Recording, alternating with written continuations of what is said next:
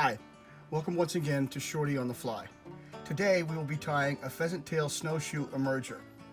This is a pattern that uses readily available and relatively inexpensive materials. For the wing, I have a snowshoe rabbit foot in medium dun, but you can use whatever color you have. For our abdomen, we're using pheasant tail fibers. For our rib, we are using gold wire, a fine gold wire. And then for the thorax, I have a dubbing mix that I created, and it is the underfur from the snowshoe rabbit's foot combined with a little SLF prism dubbing just to give it a little shimmer. So let's get started. For my hook today, I'll be using a size 14 clink hammer hook. And for my thread, Olive 60 Danville. So let's get the thread started on the hook in the usual fashion and wrap back just to about where the bend begins, and then come about halfway back up between there and the hook. And I'm going, or the hook eye. And now I'm going to take just a little tuft of this snowshoe rabbit near the toe, and I've also split the foot so that it makes it a little easier to get at. You just do that with a sharp knife, split it down the middle, and you're good to go. So I'm going to take off this little piece of fur, and you kind of have to tease it and get some of the longer ones out. Don't get too fussy about it. And then you can pull out the underfur and save that for later. Now measure the wing to be about the length of the shank of the hook, and drop it in right at the tie-in point, and hit it with 1, 2 pinch wraps, and it should be on there pretty good. Now take a couple of wraps rearward to bind things down, and then come in with your scissors and chop that off, the remaining off at an angle. That'll help to create our taper. Now we want to cover those butt ends up and make sure everything is on the hook good and secure, and then run back up to in front of the fur, and we're going to create a thread dam in order to stand that wing up.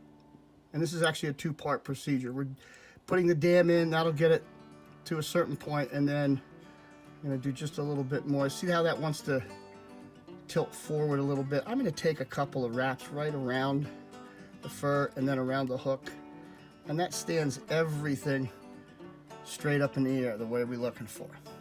Now at this point, I'm going to reorient the hook in the vise because it's a little easier to tie in the other materials with the hook at this angle instead of that upright angle.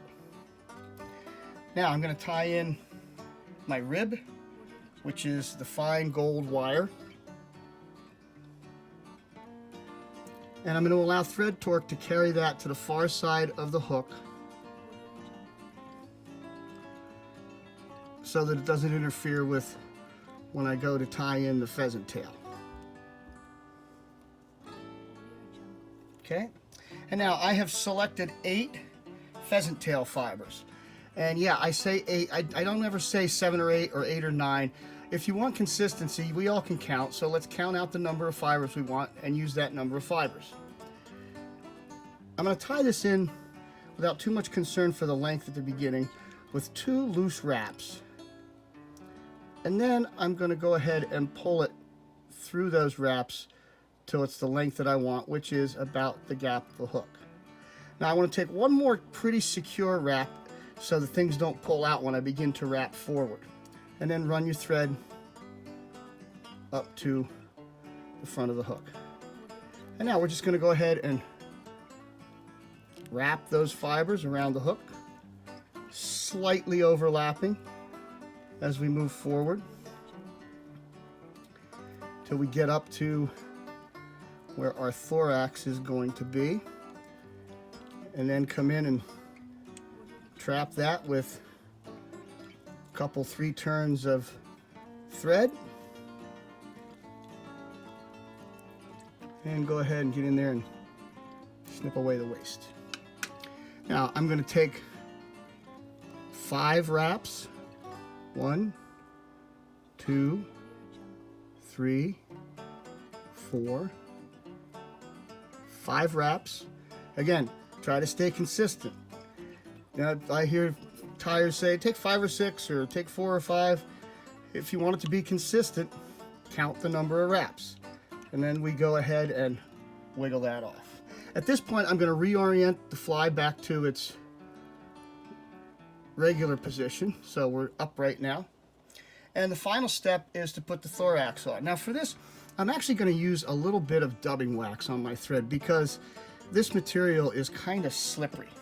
And this is that dubbing that I made with the under fur from the snowshoe hair and gray ice dub.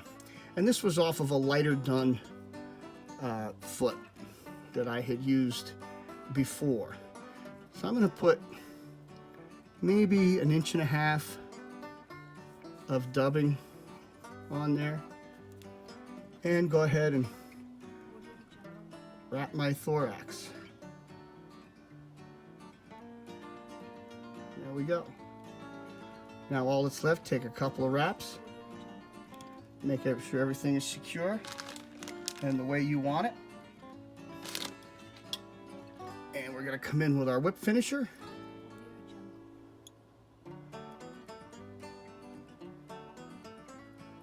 Four-turn whip finish and another 3 just to be secure.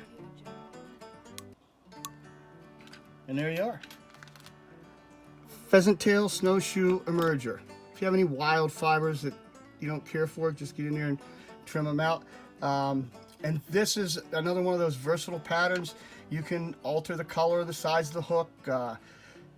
You know, there's different colored pheasant tails that you can get, but it's one of those it's just buggy looking. Floats like a cork, especially if you hit the thorax area with a little frog's fanny or some other floating. Very, very effective pattern throughout the season. So I hope this has been helpful. If it has, please give us a like or a comment. We love hearing from you. Until we meet again, I bid you peace.